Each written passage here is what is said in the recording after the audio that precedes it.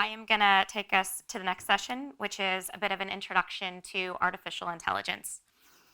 So for those of you who don't know me, my name is Amanda Teschko. I'm a principal consultant with Thorogood, and I'm over here today from our US offices based in Philadelphia. So why are we talking about artificial intelligence today? Well, whether it's being attributed to designing new drugs, saving the elephants, or potentially landing you in jail, it does seem that everybody is kind of weighing in on artificial intelligence. And after the Pope weighed in just a couple of days ago, I think we can now officially say everybody is weighing in on artificial intelligence. So the objective for this session today is kind of threefold. First, just to give you a little bit of a primer and some of the basics, the foundations of artificial intelligence, so a little AI 101. Second, it's to really kind of understand why it is that we're talking about AI now. So what are the factors that have kind of caused this hype to trend up? And then just to discuss some key considerations for when you're thinking about adopting AI in your organization. So we'll get started today with a couple of slides that I like to call AI 101, and these are just really the basics. So first of all, what do we mean by artificial intelligence? Well, instead of kind of coming up with our own definitions, I've just sort of gone to Merriam-Webster here. But I think that just understanding these are kind of important foundations for people to get. So AI, a branch of computer science dealing with the simulation of intelligent behavior in computers. Okay, pretty simple, but also can be pretty broadly applied, I would say. You may find that when you're having conversations about AI, there are other words that are kind of coming up as well that you might be wondering, how do they relate? So for example, machine learning, probably something that we're hearing about quite a bit. And I think the important part of machine learning is really understanding the kind of self-learning aspect to it. So the ability for computers to kind of teach themselves and to grow and evolve. And for those of you who've maybe been looking at patterns in data for some time, you might be wondering, well, how do these terms that are being used very kind of commonly now relate to maybe the slightly more old school, slightly less sexy term of data mining. And data mining is really more about the practice of finding patterns in data so that you might predict kind of future outcomes. It's a bit less about the kind of self-learning or autonomous bit of machine learning, but I think you can sort of see with these definitions, there's kind of slight nuances between them. And you may find that it's worth kind of drawing lines between them or not. But it's good to know that they are kind of similar and related and that they often kind of work together. So for example, you might use data mining algorithms inside of your machine learning model so that those algorithms can help the machine learning model kind of learn. And then you might use your machine learning model as a mechanism for being able to apply artificial intelligence kind of in real time. So there's kind of a slight variation across them. One thing that I will say is that if you're somebody who has been reading about maybe what your competitors are doing in the press and you're seeing all of this information about their advancements in AI, I would say maybe take some solace in just knowing that the definitions are applied pretty broadly, so that could mean a number of different things. And I think what we're sort of seeing is that there are definitely industries and business functions that have been using these practices for some time. So if you think about credit risk modeling, for example, but really what we're seeing now is more and more consideration for more mainstream adoption of these techniques within more business processes. So we've got a little bit of a primer on these three definitions, but like what about all of these topics? So I'm sure as you're talking to data scientists or to different people within your organization, a number of these different terms are coming up. And we won't go through every single definition today, but we will touch on a couple of these through the presentation today. So we'll touch on digital transformation, we've touched on a bit already. I'll mention regression, I'll mention some of the computer visioning stuff. But I think it's important just to kind of take stock of some of the words that people are saying, because that does give you the ability to just become a bit more fluent in the topics people are talking about. So feel free to see some people taking pictures, go home and do a little bit of a vocab lesson yourself, because this will just help in some of those conversations. So the last bit in AI 101 is just an area that I think people have sometimes gotten a bit confused about, and that's really about the differences between algorithms and models and what is everybody kind of talking about. So I thought I'll just give you a brief kind of primer on this, and I will say, I'll preface this by saying people can get pretty particular about how you do some of these things. So I've kept this to be a pretty simplistic illustration of the process, but you'll find some people will be very specific in how they apply some of these things. So we'll start off by thinking kind of about a model. What is a model really? You can think about it really as just an engine that accepts inputs and gives you some sort of output. And you can think of an input as something as simple as a customer clicked on an ad, and an output as whether or not the customer kind of purchased the product. In your ideal world, if you could optimize that model to predict the future, you would ensure that anytime you put in an input, you can tell with exact certainty what the output is going to be. That's kind of the nirvana.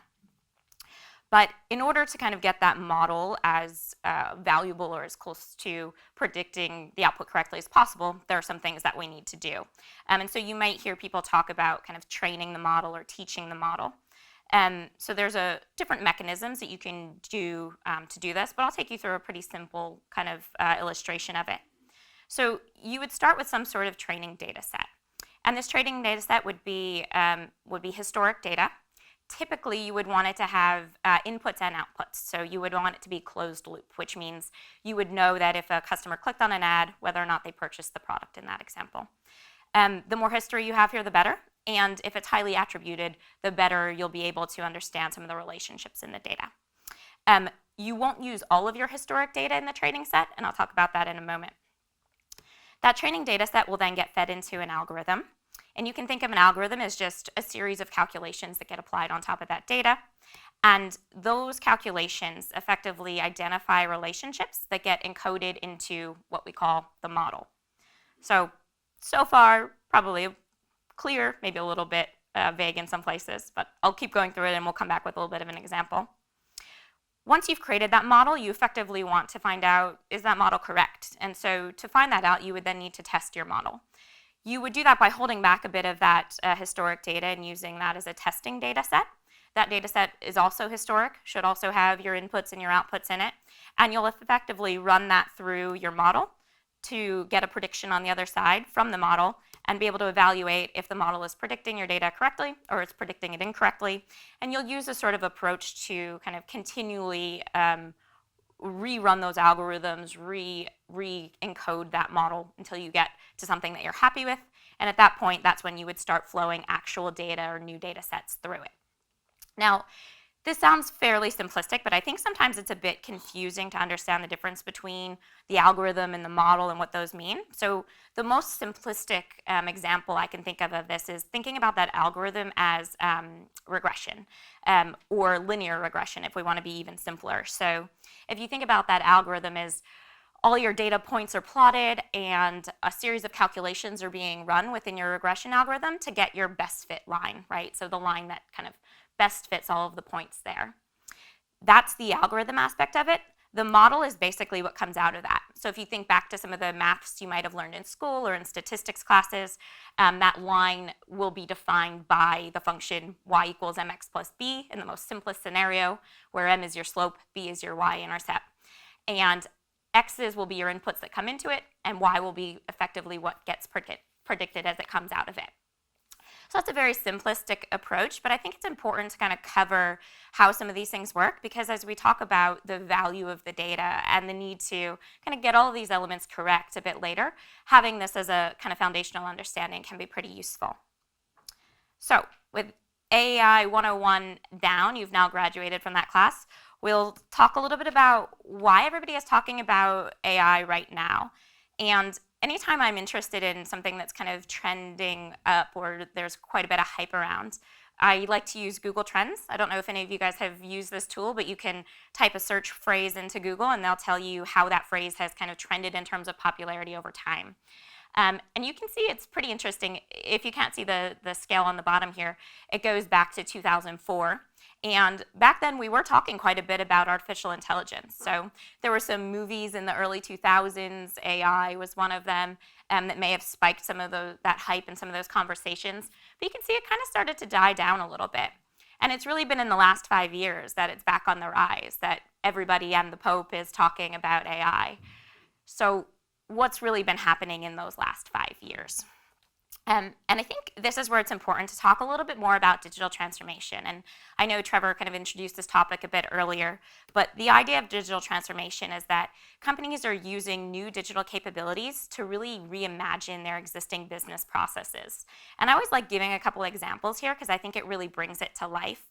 And one of my favorite ones is some of the stuff that Domino's is doing. So Domino's, a company that was typically just interested in kind of ingredients, recipes, being able to get their pizzas out to people, now thinking much more digitally about the experience and how they interface with customers. So something that they've launched in the last year or so is what they were calling Domino's Anywhere in the US. And what this allowed you to do was start ordering your pizza on your mobile device. You could finish ordering your pizza on your laptop if for some reason your phone died or you, I don't know, decided that you wanted a bigger screen. You can track exactly where your pizza is in the process, so it will tell you it's currently in the oven and heating to this temperature, which is more information than I think most people need, but sometimes it's helpful when you're really hungry. And my personal favorite, though I swear I've never done this, you can actually tweet an emoji of a slice of pizza to Domino's, and if you have your preferences set up to enable this, they will automatically send an order to your house of whatever your kind of preferred method is. So Domino's has had to really start thinking still about the pizzas and the crusts and the recipes, but really how it interacts in this digital world and how it interacts with customers who are used to kind of engaging across a number of different devices in a number of different ways. And I think that's just a good illustration of some of the transformations that we're seeing all companies kind of go through at the moment. And so what's kind of made all of that possible? Like, why are we seeing digital transformation? And I think there are a couple key aspects to this. And the first one is really just that there's more data that's available to be collected. So if you think about the Internet of Things, so the ability of everyday objects to kind of become data transmitting devices, so our watches, for example, or speaking with a customer in the US, an insurance customer, about an interest in collecting live streaming information from sensors that are on shipping containers to get a better sense of how high they're stacked, if the winds are blowing, those sorts of things. So the ability to kind of collect and stream that information from all places is just resulting in a lot of new data sources in a lot of different structures that cover a lot of different areas. And as people start to move their operations to be more and more digital, they're also generating more data points. So every time somebody sends a tweet to Domino's, they've now got a data point connected to an individual about an interaction that they're having with their brand. So as we see these companies move towards more and more digital strategies, and we see the technologies be able to generate more and more data, we're seeing that there's just a massive amount of information that's out there. When you couple that with some of the changes we've been seeing in the technology landscape, that becomes pretty compelling. So that data can now be stored and processed really cheaper and easier than ever before. And that's all kind of possible due to things like cloud computing, hosting. Some of the open source technologies are making those things easier. And so the combination of those two things has really allowed companies to move pretty quickly and to get a really good view of their consumers and how people are interacting with them. What we've seen kind of also emerge is that when technology is moving very fast, what's started to happen is that the people have become a little bit of the bottleneck. So we've seen kind of organizations everywhere start to adopt different methodologies to be able to cope with this better. So agile methodologies to be able to deliver quicker and faster in a more iterative manner. We've seen DevOps approaches popping up everywhere to be able to accommodate that speed, to be able to continuously integrate changes and get them out to people. And so I think this whole digital transformation landscape is pretty interesting. And how does that kind of start to play into AI? Well, the reality is that as the world moves more and more in this manner, it becomes really challenging to be able to do any of this analysis by hand. So even when your data is kind of well prepared and organized really nicely, the volumes of it are just so large, the different kind of variety in it is so great, that using computers really becomes necessary to be able to find some of these insights in it. And so that really leads us to kind of a next point, and that's what is it really that is needed for AI to be able to flourish? And if you think about AI as, kind of mimicking human brain reactions within computers, there are kind of two elements that are really needed. One is that there have to be the advances in infotech to make that possible. And we talked about some of the changes in technologies that are allowing that. But we also need to have advances in biotech So understanding how the human brain works will allow us to kind of have the convergence of those two things. And this is a point that was really made and kind of hit home a bit by Yuval Noah Harari. And anybody who's joined for the last BIAU might be familiar with him. For those of you who aren't, Harari is a historian and an author, best known probably for writing the book *Sapiens*, which I don't know about you, but I think there was a point in time where I was sitting on the train and literally everybody on the train was reading *Sapiens*, which is how I knew I was behind the trend on something. But his most recent book is 21 Lessons for the 21st Century, and it looks much more into the future. *Sapiens* kind of looked into the past. And he has a chapter in that, chapter 2, that's called On the Future of Work, that I think is has some pretty interesting points that kind of align towards what we're talking about today. And the first one is that he says humans have two types of abilities, physical and cognitive. And I think what we saw as part of the Industrial Revolution was that the physical things that humans were responsible for were able to be done by computers. So we were able to have machines kind of assembling cars and production lines and those sorts of things. But the cognitive side, so thinking, analyzing information, feeling emotions, is something that we've always thought is kind of uniquely human. But what we've really started to realize as we've understood more about biotechnology is that what's kind of been vaunted as human intuition is actually just sort of sophisticated pattern recognition. So it's really just billions of neurons in our brain kind of reacting to senses. And if you can start to understand how that brain works and how brains go about recognizing the patterns, then what we used to think was intuition or uniquely human starts to be able to be done more by computers. And we may think this sounds a bit far-fetching, but you can think about the investments that companies are making in autonomous vehicles. You can think about speaking to Alexa every morning to ask what the weather is. You start to see that some of these things are actually becoming very possible and are starting to integrate themselves into our everyday lives. And if those two things weren't kind of scary enough, the third bit is that in addition to computers kind of being able to match humans, there are two aspects of computers that are unique that humans don't have, and that is connectivity and updatability. So if you think about the network effect that exists within computers, once one computer has a piece of information, it can be shared automatically with other computers within the network. If you think about the way doctors learn today, for example, if a doctor discovers a new practice or something interesting, in order for every doctor in the world to have that same amount of information, it's got to be documented in a study, it's got to make its way into medical schools, it's got to then be taught to every doctor. It's very slow for us to get advancements out there as quickly as possible. But because computers are kind of networked in this way, you're able to kind of automatically update everything immediately. And so there are some elements of computers and machines that are just that are unique to those things and sort of start to separate them a bit from what humans can do or humans are capable of. So we talked about the advances in infotech. We're also sort of seeing those advances in biotech. And the question really becomes, as you start to be able to kind of hack into the human brain a little bit, how does that start to change things and change our everyday lives, but also change the way corporations work or the way businesses operate? And so Trevor mentioned a little bit earlier a lot of the pressure that we're seeing within companies and a lot of attention really being given to AI, machine learning from kind of C-suite executives. And I think a lot of that is pretty well founded. So I think, so back in the US, I'm currently doing an MBA program, and I had the opportunity to see the CEO of Jaguar Land Rover speak last week and talk about an industry that's being disrupted. I mean, the automobile industry is undergoing kind of massive changes at the moment. And he spoke quite a bit about their need to kind of innovate and to change. And the production plants they have in place, the manufacturing facilities, all of that starts to almost become second to this need to keep up with something that's an entirely different business for them. So can you create the first self-driving car? Can you give consumers the sorts of automation and digital experiences that they want? And so you start to see how some of these changes start to affect really the big picture of how a lot of these traditional businesses might be operating. And I think that kind of pressure is there, not just to think about the way AI can help respond to opportunities or to give you a competitive advantage, but there's a lot of fear in if all of the competitors are doing it and moving quicker, if they are kind of replacing some of these high-skilled workers with computers, how do you compete in that type of environment, and what does it mean to kind of get left behind?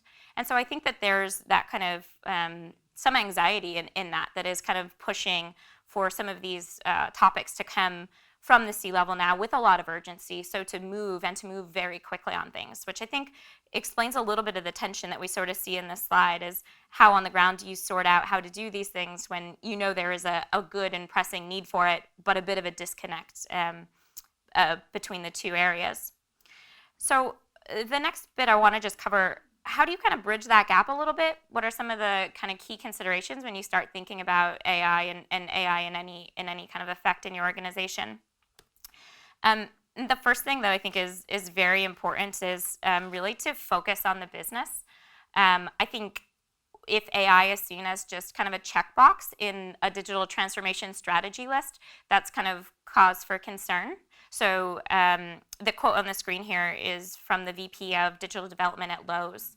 And Lowe's in the US is a large retailer that sells home improvement goods. Actually the second largest home improvement good retailer in the world. And they're doing a number of interesting things in AI, one of them being computer visioning, which is effectively having a little camera that sits on some of the shelves that turn over very quickly in stores that can identify when there's a blank spot in the shelf and automatically sending a cue to somebody in the stockroom to make sure that the shelves get replenished. So they're employing a number of different kind of interesting things, but I think a lot of the value in what he says here is that AI happens to be the right tool for some things. It might not be the right tool for everything. So you can't just go about infusing AI into everything. You've got to really think about the nature of your business and how some of these things really are really going to tangibly change the way that companies operate. A second one here is really about getting your data in order, and I think we've seen that Databricks Google slide a couple of times today about the ML code kind of being this small square in the big landscape of things. I think there's an interesting kind of consideration here, which is that the advantage you get from using AI on your data is really only going to be as good as the data itself. So in order to have an advantage with your data, you've got to make sure that you are collecting data from good and varied sources, that you've got data that has high quality, that's stored efficiently so that you can access it, that's easily processed, that you can align together in different ways.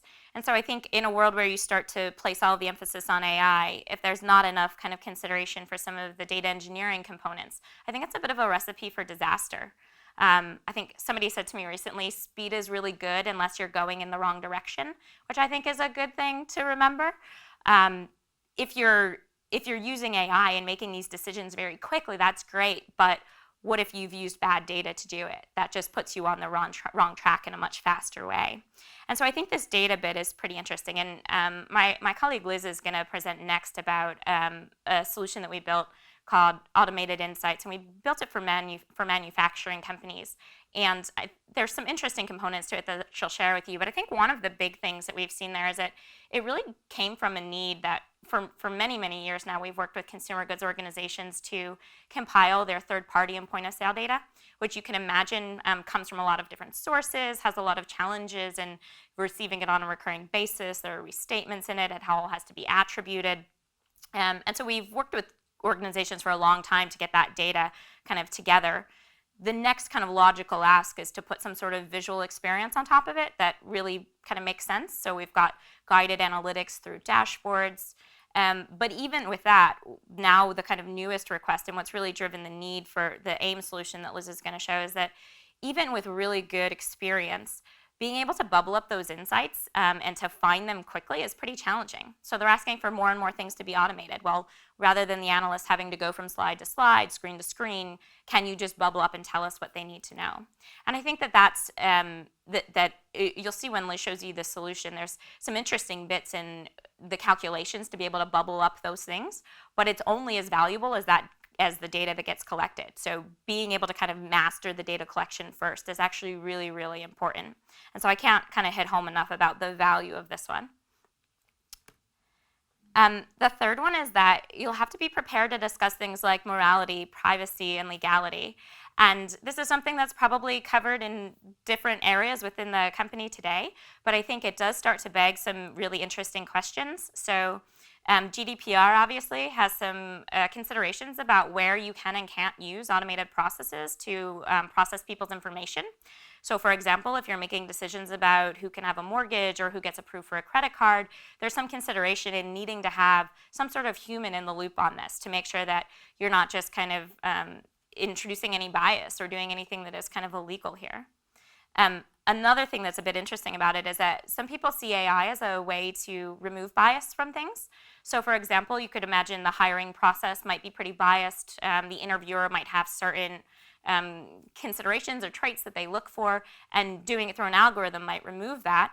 However, we're seeing in the case of Amazon, and Amazon never actually used this, but it was in the news a while ago that they had developed an AI algorithm for resume screening that effectively built bias into it, because Amazon had traditionally hired in the tech sector, which was kind of dominated by men, and had used that algorithm to project what would be a good resume. But in doing so, had kind of eliminated any consideration for women in it.